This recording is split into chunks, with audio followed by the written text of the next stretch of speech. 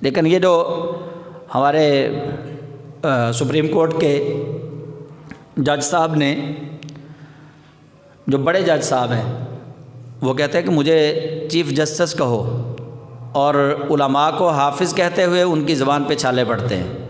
کہتے جی حافظ کیوں کہا، ان کو حافظ کیوں لکھا ان کا نام؟ تو وہاں وہ قاضی بے فیض کے منہ پہ چھالے پڑتے ہیں. لیکن اصل بات یہ ہے کہ اپنے آپ کو وہ چیف جسٹس، یعنی سب سے بڑا انصاف کرنے والا، انصاف کا شہنشاہ، انصاف کا بادشاہ ہیں جی.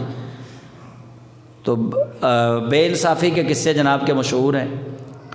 تو انہوں نے یہ قادیانیوں کا ایک کیس آیا تھا، اس کے اندر کچھ غلط قسم کے ریمارکس دیے جن میں ابہام پیدا ہوا.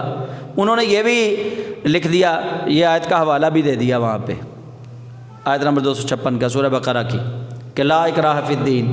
اب کیس کیا ہے؟ کیس یہ ہے کہ ایک قادیانی نے قرآن کریم کی غلط تفسیر چھاپی ہے، مسلمانوں نے اس کے خلاف ریٹ دائر کی ہے. اب روکنا تھا اس قادیانی کو کہ یہ تفسیر نہ چھاپے، نہ اس کو تقسیم کرے.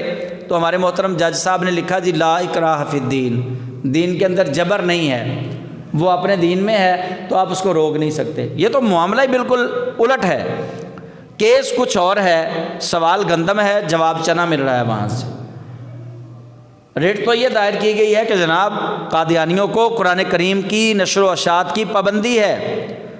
1973 کے آئین میں قادیانیوں پر پابندی ہے کہ وہ قرآن کریم کو عبادت کے طور پہ پڑھ نہیں سکتے. ہماری طرح قرآن پاک کو اپنی کتاب نہیں کہہ سکتے، کیونکہ ان کا نبی اور ہے. جب ان کا وہ نبی مرزا غلام محمد قادیانی کو مانتے ہیں تو پھر کتاب بھی اپنی لے کے آئیں. جب نبی مرزا غلام محمد قادیانی کو مانتے ہیں پھر کلمہ ہمارے والا کیوں پڑھیں؟ تو پاکستان کے قانون کے اندر، آئین کے اندر یہ بات لکھ دی گئی کہ وہ اپنی عبادت گاہ کو مسجد نہیں کہہ سکتے، مسلمانوں والی اذان نہیں دے سکتے، کیونکہ ان کا دین، جب انہوں نے الگ سے ایک دین اپنا بنا لیا پھر وہ سارے طریقے بھی اپنے الگ سے بنائیں. تو ہمارے محترم قاضی صاحب کہتے ہیں جی لا اکراہ فی الدین، دین میں جبر نہیں ہے، آپ ان کو جبرن جو ہے نا وہ اس بات پہ مجبور نہیں کر سکتے.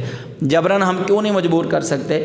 یہ بات تو ایسی ہے کہ کوئی چوری کر رہا ہو اور ہم اس کو روک نہ سکیں، یہ تو جبر ہی ہے نا. پھر جبر اسی کو کہتے ہیں، کوئی بندہ چوری کر رہا ہے تو اسی انہوں جناب پڑھ لیا کہ تینوں چوری نہیں کرن دینی، کیونکہ چوری اسلام دے اندر بھی جرم ہے، چوری پاکستان دے اندر بھی جرم ہے. تو اب اگر کوئی آ کے کہے جناب جبر نہ کرو، اس کو آپ جناب چھوڑ دیں، کوئی نہیں جبر نہ کرو، تسی انہوں تنگ نہ کرو، وہ کر رہے ہیں انہوں کرن دو، یہ تو ایسا ہی ہے. تو ایسا نہیں ہو سکتا. جن چیزوں کا اصول بنا دیا گیا اسلام میں یا پاکستان کے قانون میں، وہ قانون جو بھی توڑے گا وہ غدار کہلائے گا، وہ قانون جو بھی توڑے گا وہ مجرم کہلائے گا. تو اسی طرح لا اکراہ فی الدین کا مطلب یہ ہے کہ کسی عیسائی کو اور کسی یہودی کو ہم کلمہ پڑھنے پہ مجبور نہیں کر سکتے. کیوں مجبور نہیں کر سکتے؟ کیونکہ وہ پہلے سے ایک دین کے ساتھ جڑے ہوئے ہیں. بے شک اس کے اندر تحریف ہو چکی، لیکن وہ اس دین کے ساتھ جڑے ہوئے ہیں. ہاں، وہ ان ادیان کو سامنے رکھ کے کمپیریزن کریں، اسلام کا اور یہودیت کا، اسلام کا اور عیسائیت کا. اگر وہ دین اسلام کی حقانیت کو جان جائیں یا کوئی عالم دین ان کو کمپیئر کروا دے اسلام سے یہودیت کو، اسلام سے عیسائیت کو، اور پھر وہ اسلام کی حقانیت کو واضح کر دے، ان پہ حق واضح ہو جائے، اگر وہ خود بخود قبول کریں اسلام تو فابہا. ورنہ گن پوائنٹ پہ ہم ان کو نہیں کہہ سکتے کہ تم کلمہ پڑھ لو پھر ہم رہنے دیں گے، کلمہ پڑھ لو پھر ہم تمہارے ساتھ معاملات کاروباری کریں گے. ایسا نہیں ہم کر سکتے. ہاں، اگر کوئی بندہ بت پرستی کرتا ہے، انما المشرکون نجس، تو وہ نجس لوگ ہیں، انہیں پہلے روکا جائے گا. اگر نہ رکے تو پھر انہیں پھڑکایا جائے گا، ان کے ساتھ پھر سختی سے نمٹا جائے گا.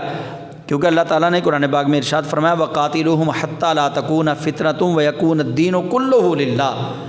اور ان مشرکین کے خلاف جو اللہ کے مقابلے میں بتوں کی پوجا کرتے ہیں، ان کے خلاف لڑو، جہاد کرو، اتنا جہاد کرو کہ دین سارے کا سارا اللہ کا رہ جائے بس، اور فتنہ باقی نہ رہے.